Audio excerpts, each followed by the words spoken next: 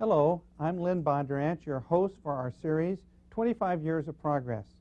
During this 13-part series, we see some of the highlights of NASA, the National Aeronautics and Space Administration, since its official founding on October 1, 1958.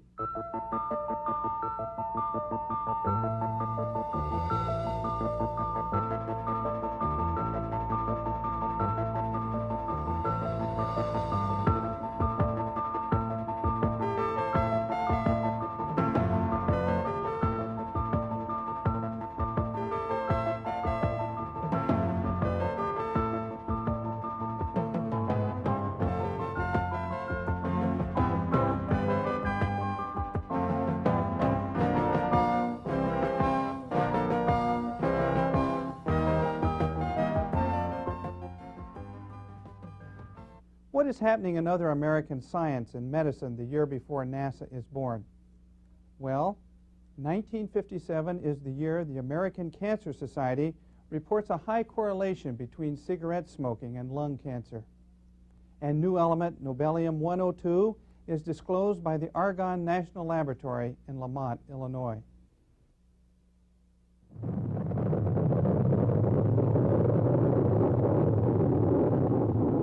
Overseas, on October 4, 1957, the Soviet Union launches Sputnik 1, the first artificial satellite.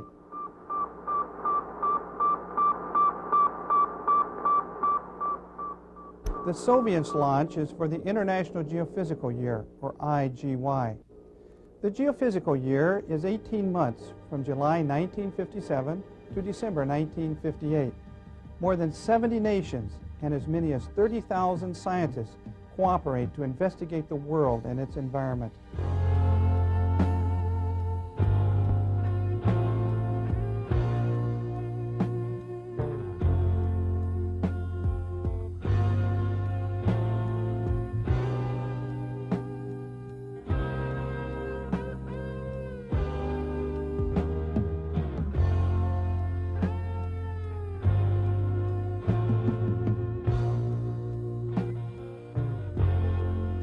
Sputnik 1 concerns Americans because of far-reaching military and technical implications of the launch.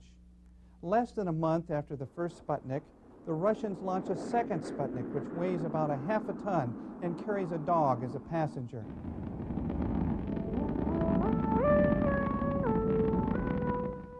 The second Sputnik causes even more concern in America because of the large size of the satellite. During IGY, the United States plans to launch a Vanguard satellite, which weighs just a little over 3 pounds. The attempt to launch the Vanguard on December 6, 1957, ends in failure in a ball of flame and wreckage.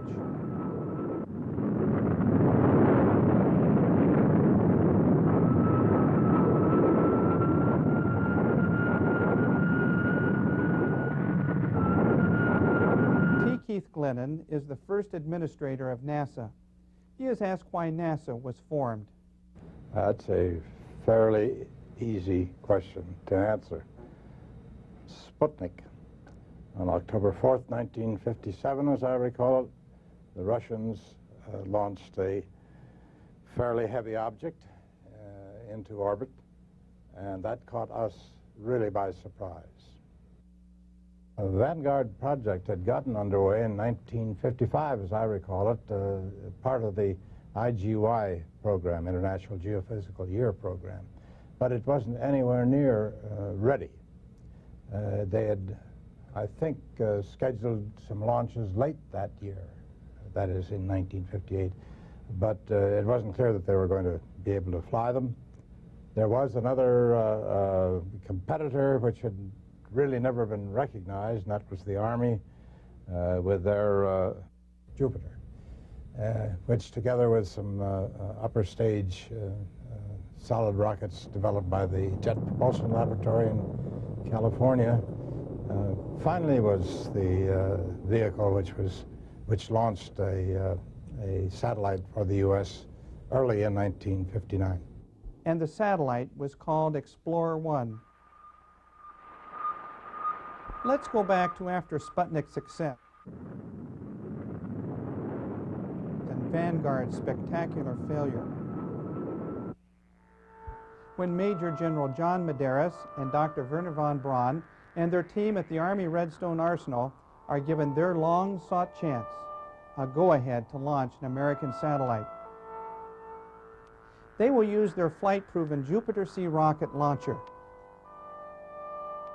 We are at Cape Canaveral in late January 1958 as the covered satellite is placed atop the Jupiter-C poised on pad 26 for firing.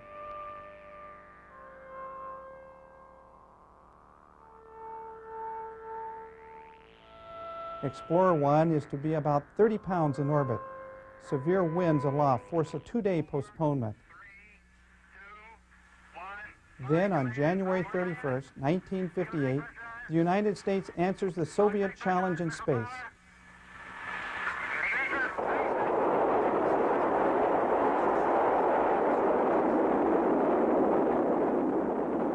Explorer makes a major discovery, a radiation belt around the Earth. Dr. James Van Allen of the University of Iowa identifies the region. The discovery of the Van Allen belt is an important finding of the International Geophysical Year.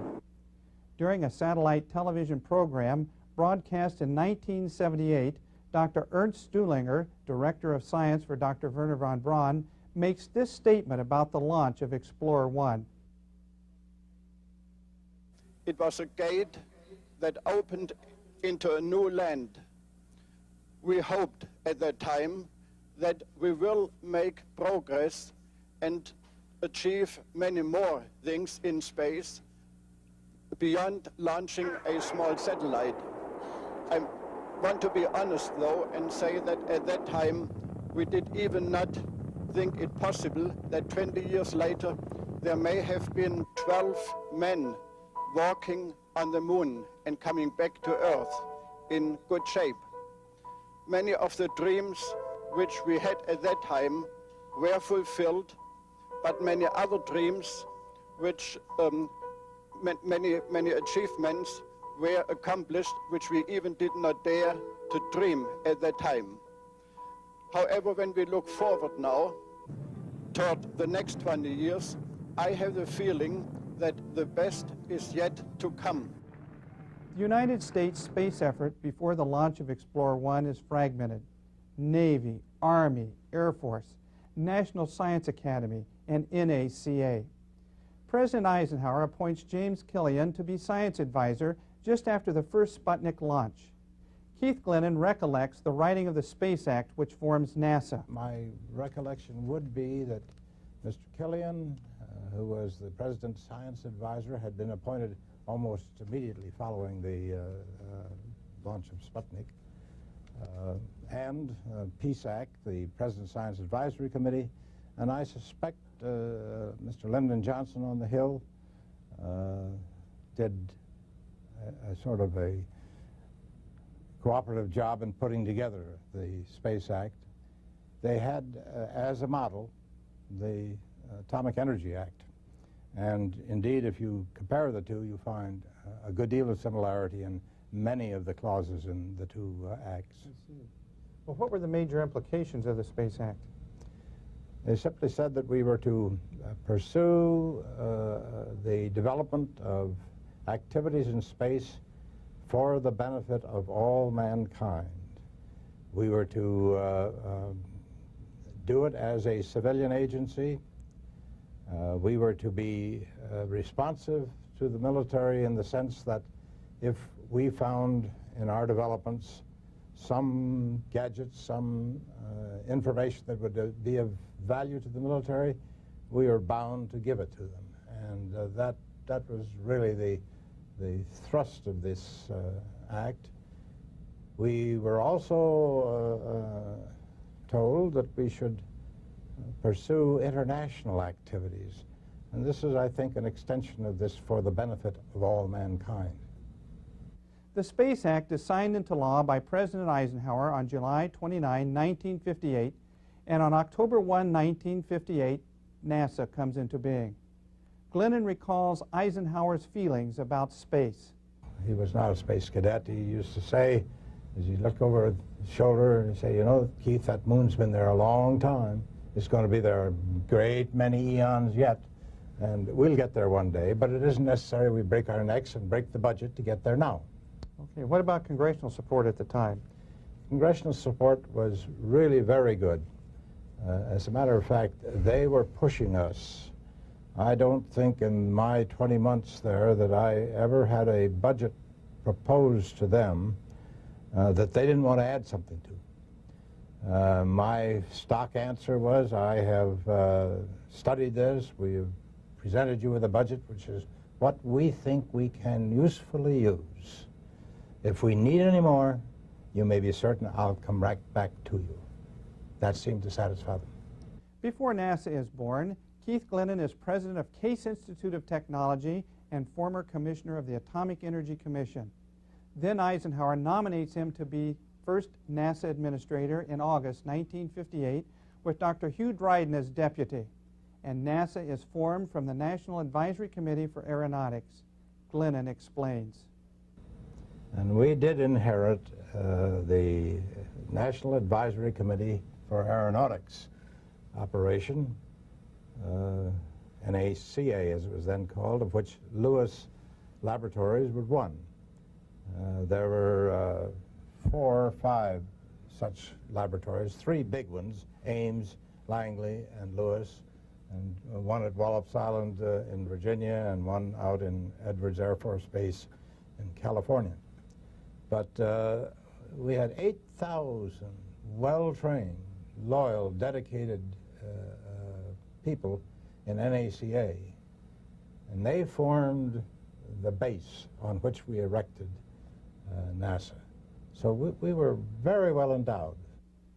NACA was formed in 1915 to supervise and direct the scientific study of the problems of flight with a view to their practical solution. NACA was required to direct and conduct research and experiments in aeronautics. The committee was responsible for many of the advances in U.S. aviation through 1958. Some space-type research is done in later years, but emphasis was on airplane research. Again, Glennon tells us what happened in NACA space research. NACA had been doing development work, largely at Langley, as I recall it, on the shape of the capsule that might be used in an up and down flight like actually Mercury started out to be, and finally into an orbit. The problems of trying to get adequately capable people in a variety of fields meant that we had to look other than in NACA, and it became apparent very early on that our real limitation was in the launch vehicle business, the boost